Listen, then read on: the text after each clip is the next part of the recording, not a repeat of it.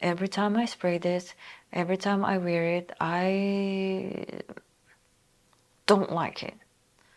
Um, it's so weird. It's so weird. Hey guys, this is Pam. Welcome back to my channel. Today I'm going to be talking about a couple of fragrances from the house of Dior, and that is a new look and the older new look, which is New Look 1947. Let's get started first with the older one, New Look 1947. And why don't we go ahead and go to Fragrantica and read the notes.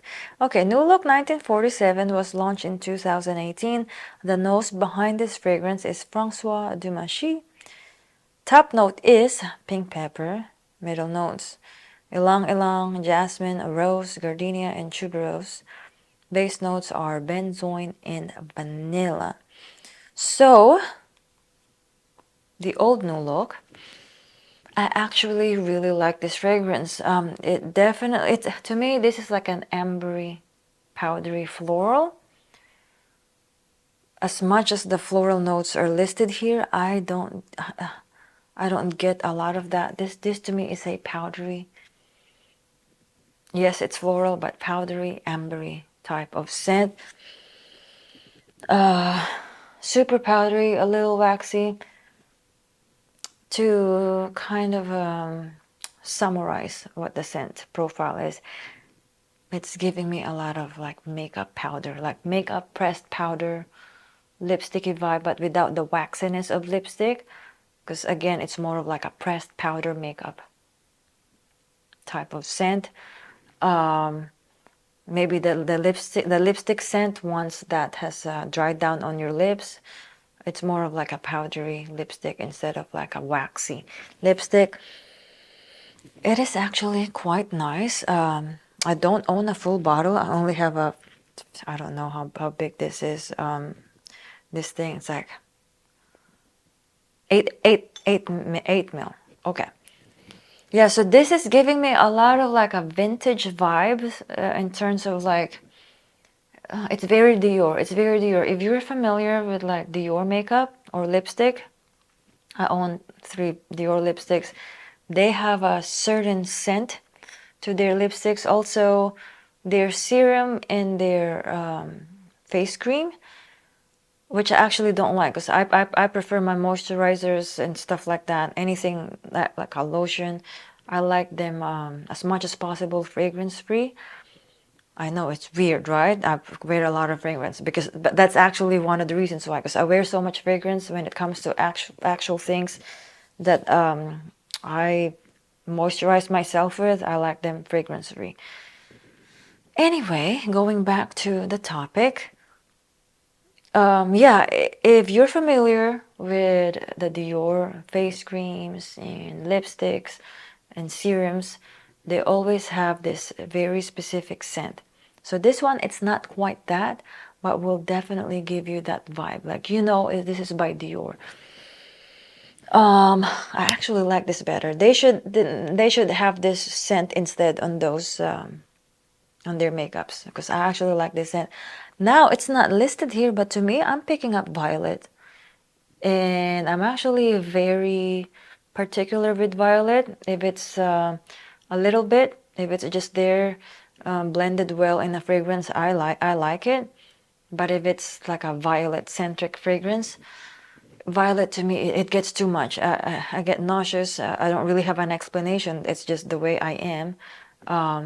Now I love the smell of violet, but if it's too much, it's too much for me. I get kind of sick and nauseous. This one, I pick up some violet, but thankfully it's not a lot. So I don't know if it's just me imagining it, because usually lipsticky, makeupy stuff has kind of like a violet note. So it could be just me picking it up, imagining it, or there could be some violet in here. Anyway, that's what I'm smelling. I'm smelling some makeupy violet, very powdery. Very powdery. I guess a tad waxy. It's not like a super dry powder. The powder is still kind of like, there's some weight to it. Like it can still settle on your skin, instead of like talc-free powders that just, it's kind of like just what the cornstarch, like almost like just cornstarch, where it just sits on top of your skin and you can just rub it and feel and even hear like that. You can even hear the friction of it. So this type of powder is more like your skin absorbs it. It settles. It settles on your pores. It settles on your skin. That's the kind of texture that this have. Powdery, sweet, not too sweet, a little bit almondy. It's also giving me some hypnotic poison, EDT, or eau de toilette vibes. Very nice, super nice. So that's the older new look, or that's the new look, 1947. And here comes Francis Kirkjohn making his own version of new look. It should have been called newer look. Anyway, this is the new look.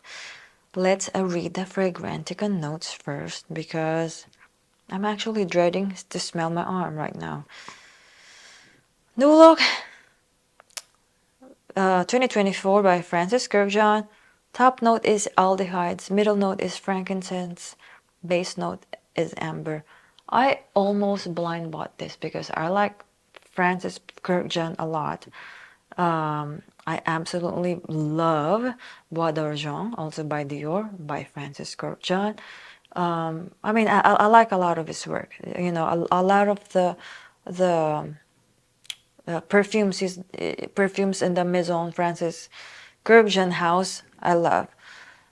So him being now part of Dior, I'm excited, but I'm actually quite disappointed with Dior Riviera.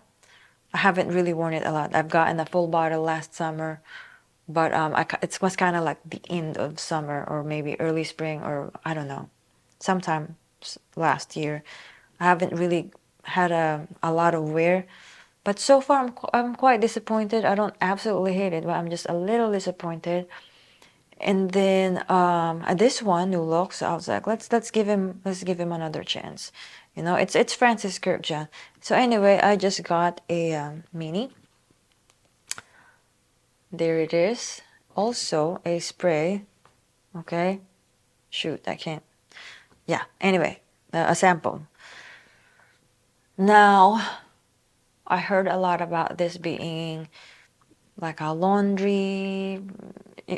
Anyway, you can kind of tell by the notes, it's aldehydes. Aldehydes gives you usually like that sparkling soapy scent. And I love frankincense. I love amber. Um, just thinking about Bois d'Argent, that's what I like about that. I mean, Francis Kirkjohn is good with frankincense and amber, incensey type of stuff. He's good. He's good at stuff like that. He's also good with like a laundry clean type of scent.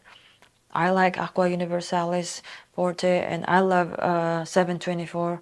Love those. So had expectations, obviously.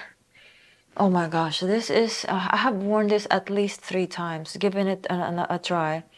Every time I spray this, every time I wear it, I don't like it. It's so weird. It's so weird. So it's kind of like, gosh, I don't know how to explain it.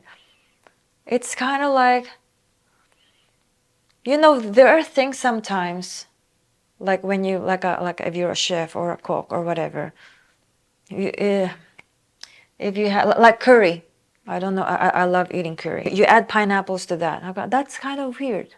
Curry, and then you're gonna add pineapples. But once you taste it, I love pineapple curry. Like the Thai pineapple curry. Oh my gosh, my mouth is watering right now. So it's kind of like it shouldn't go together, but it does. It just does. Okay. So to me, this is like a. Oh, maybe it has a potential to go together, but it doesn't. In this particular blend, it's so weird. It doesn't work. It's basically 724, okay, without it going to the dry down. Because 724 gets musky in the dry down. So imagine 724 for those of you who doesn't know what that smells like.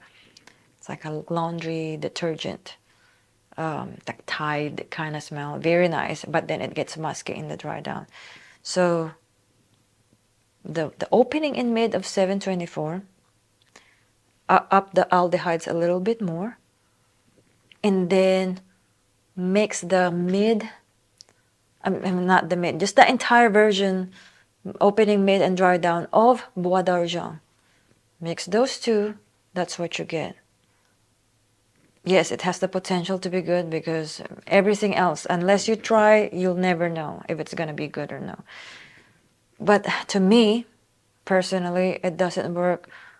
It's so weird. It's so weird. It's kind of like having like a Tide Pods or like a Tide liquid and you pour some pepper and incense to it, you know? Yeah, like something peppery and incensey. That's what it. That's what I don't know. That's just my own personal opinion on this one. I don't really know how else to explain it or how else to explain to you the scent. For those of you who have not smelled Bois d'Argent and for those of you who have not smelled 724, just think of household items. Your Tide liquid, sprinkle some black pepper, white pepper, and some, if you're familiar with something, it's just something incensey, you know, like something incensey. In this case, it's got frankincense and amber. Each particular note I like.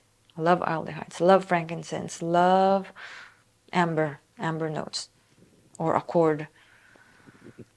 Mixed together in this one, or I guess the proportions that it's been done, it's so weird.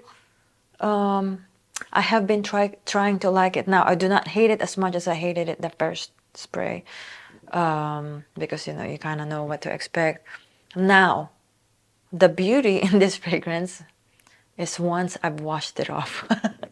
Once I've washed off my arm, and whatever remaining scent is left on my arm, or once, what do you call that? Like if I wear this on my arm and then I wear long sleeves and it's already been rubbed off, once it's been rubbed off or washed off, the remaining scent that's left on my arm, that I like. I like that when it's just kind of clean and fresh and laundry-like. That's the best part. So if you can wear this one and then wash it or rub it off, then maybe you get to appreciate it like like me. That's the time that's the only time I appreciated it, once it's been washed off and rubbed off. Anyway, that is my true and honest opinion. Maybe one day, maybe one day it will grow on me, because you know, I don't want to say my final words yet, because sometimes there are things I hated at first and then loved it later. But for now, that is my review for New Look, the older one, 1947. Like it much better. It's safe.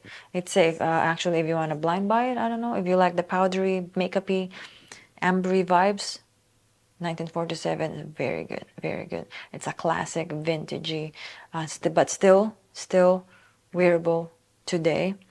Both men and women, actually. That's my review for today. I hope it has been helpful to you. If it has been, please leave me a comment and give me a thumbs up and subscribe to my channel now if you haven't subscribed yet. And I hope to see you on my next video. Bye bye.